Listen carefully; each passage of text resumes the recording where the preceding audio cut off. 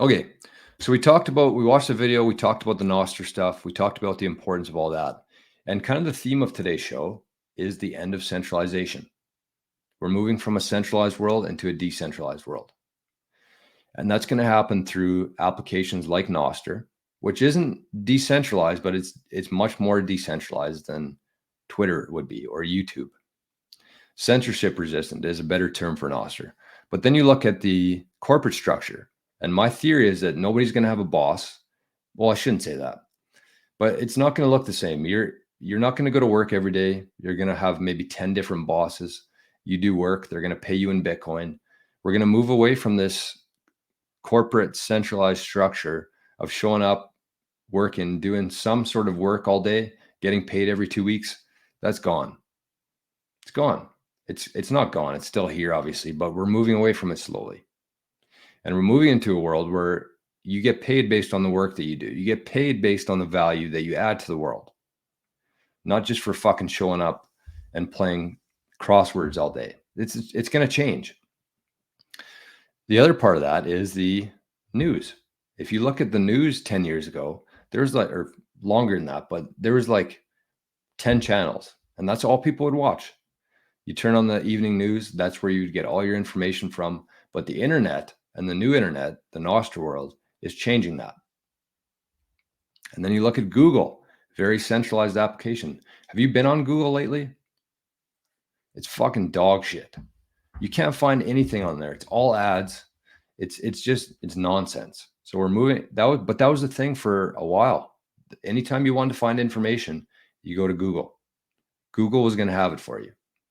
But now you go on, and even with the news, so you have 100 different news channels now. You have channels like this on YouTube, on Zap.stream, talking about the same stuff in a very unbiased way because we're not being funded by the puppet masters, right?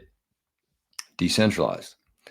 And then you look at the Google, and now we're moving into a world where nostr, I use nostr much more than Google. If I actually want some information from people, some valuable, some quality information, I go to nostr.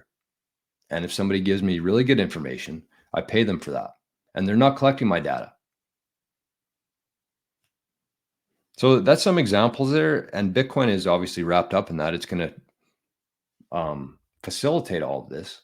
But when you understand that we're moving from the centralized world to a decentralized world without any middlemen there, you have to focus on what that means to you. And so it's going to be different for everybody. Maybe that means that you start looking for other work. Maybe you start doing things in the morning and at night and building up your reputation, building up your experience for when that time comes. But it's going to be different for everybody. So this is the last piece here. And so with all that in mind, I also want you to think about the governments. And there was a comment here. Oh, I forgot to show this last night, or I saw this last night.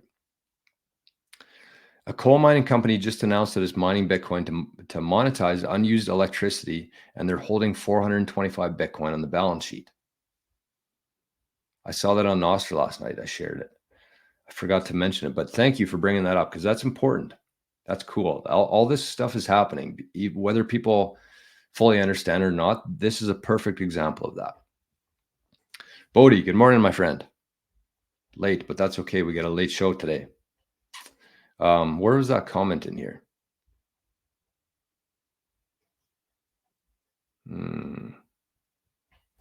Here we go. We will have no politicians in the future. Look at countries like Lebanon. They are doing fine without a centralized figure. This is our future. So I agree with that. And it's not because, something's going to happen. It's not going to be one event that's going to cause that. People are just losing interest.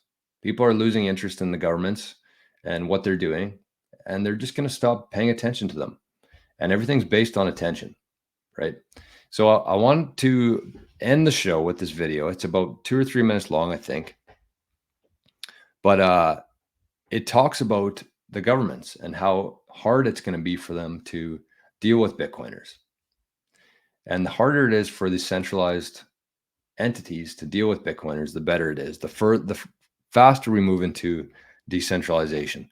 So let's check this out. This was from the episode from Friday night of Why Are We Bullish with Adam O'Brien, which is the guy from Bitcoin Well, Matt Hill, which is the guy from Start9, and Danny Bayer. So this is Adam O'Brien talking about how difficult the government's, how big of a problem Bitcoin really is for governments. Further clarifying and further growing further conviction into moving into this decentralized world. So let's take a look here. Oh, I got that on the wrong thing. Let's take a listen. No. Okay. And then I'll gracefully exit. I think it'll be so difficult to tax sovereign Bitcoiners. Like it's just designed in such a way. Bitcoin, I mean, is designed in such a way that when you hold Bitcoin in your self custody and you are abiding by, reasonable, even legal privacy policies, it's just like you're able to leave. And this is kind of back to, what I said about governments, Bitcoin putting governments into competition with each other. The US is without a doubt going to be the most draconian in their policies towards Bitcoin. They've shown their hand now. We know what they want to do.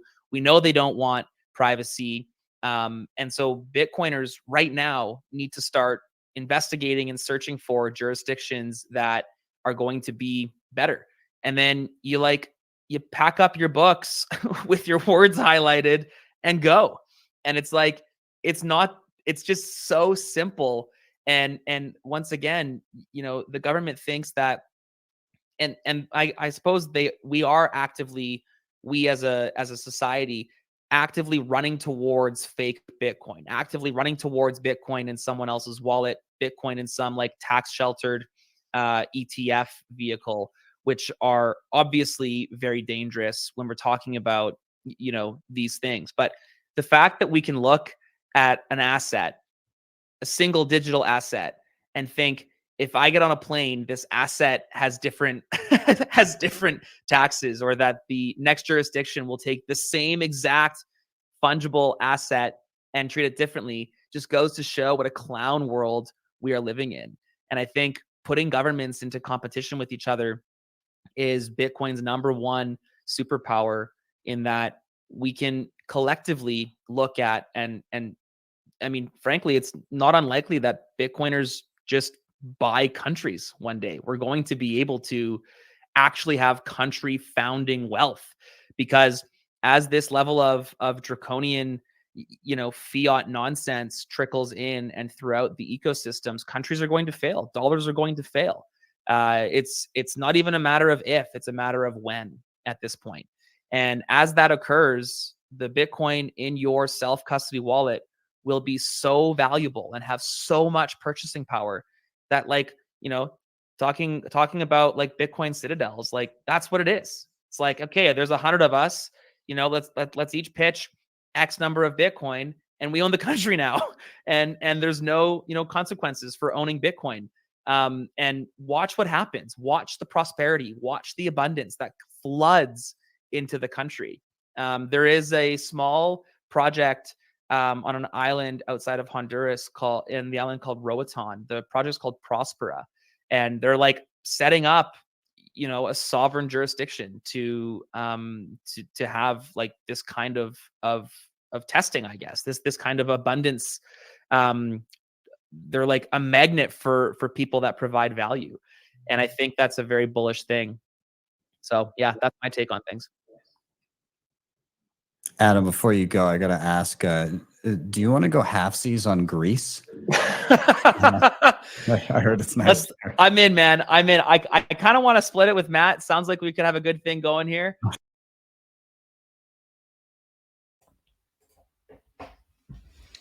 Okay.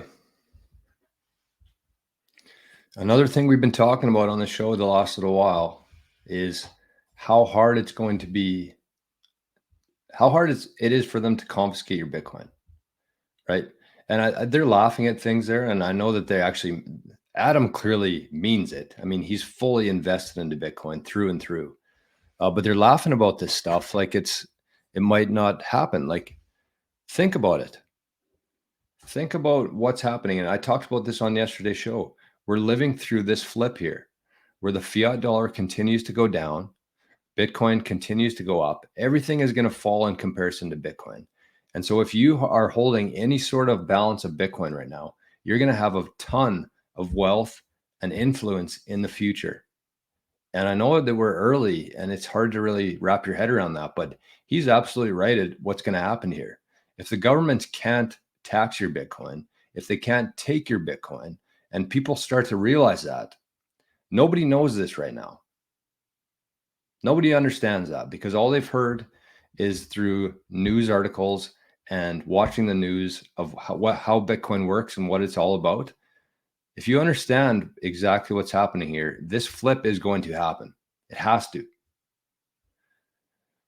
And so we're moving from the centralized world of governments being able to tax you 20, 30, 40% for going to work every day. This stuff didn't exist 100 years ago. This is not how humans were meant to live. It's not. But we're fish that were born into this water and we've lived through it. Thankfully, we have Bitcoin now because without Bitcoin, we'd be in a lot of trouble between the big corps, between the governments, between the AI, the robotics. Without Bitcoin, we would be in a ton of shit right now. But Bitcoin is going to move us slowly in every aspect of society, every aspect of life is going to decentralize. And the more you can understand that, the better you can understand that, the better you can position yourself for that world. So that's how I want to end the show today. Big shout out to everybody over on zap.stream and big shout out to Hey Crypto, first day on zap.stream, zapped 1,000 sats. Gotta love that. My balance is getting low on here, so I got to top that up. Hopefully it didn't get cut off yet. Zombie says, getting off Twitter helped me stop giving them attention. Yes. Just stop. That's the thing that you can do is just stop giving them attention. Instead of watching Netflix at night, turn on a YouTube show talking about Bitcoin or learn some history about money or go outside and play with your dog, whatever that is. Go golfing, go for a walk. Stop giving them your attention in every way that you can, every single day. Move towards that.